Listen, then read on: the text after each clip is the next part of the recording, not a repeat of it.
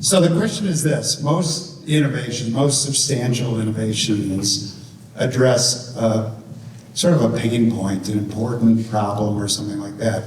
And getting people to talk about that is a whole complicated process in and of itself, and has a lot to do with empathy. And we haven't, we talk about it, but talk for a minute about the role of empathy. I think, in particular, when you're talking about performance of any kind, telling people that their baby is ugly, or that that they need to be spending more time, or whatever it is. This is a very complicated thing, especially for an artist, because it's so bound up in their own persona. But how do you handle the whole thing, and how do you do it empathetically? Sure. Yeah, it's hard. So it does require you to not take things personally, but it also requires you to sort of care deeply. So you're juggling kind of two different things. I think in our work, there's sort of rules about conversation and feedback. So one of the things is like you just take the note, and we kind of like what we talked about earlier, which is you don't have to agree with the note, but don't fight the note. Just take the note. Just take it in the time, because you might have another way of getting there, and that's probably fine for most people. It's like if your job is to build this thing, and we want you to build this way, you find another way, and no one's going to complain if it works. But that also, if you want to keep up the spirit of having, because this is the crucial thing, people don't tell you the truth.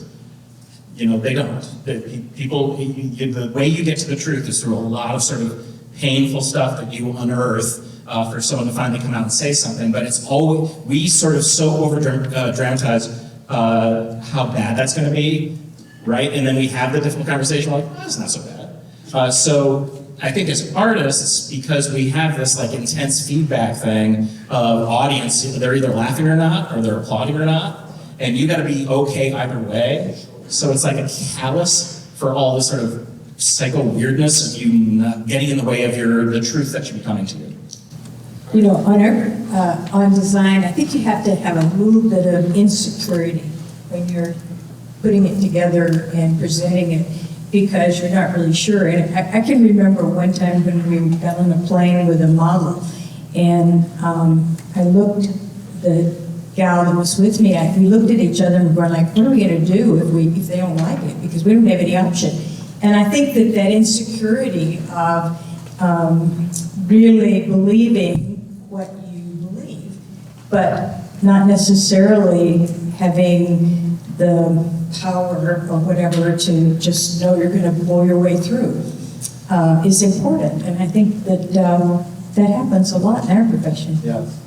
I would say, I have a company of 46 dancers. They're all vulnerable. They're all talented. They all want your, affirmation. We have an enormous school, and people want a direct relationship with you. And I think that building trust within that organization has been an incredibly beneficial thing, where I have been able to have real conversation in a very thoughtful, respectful way. And I think that's really key.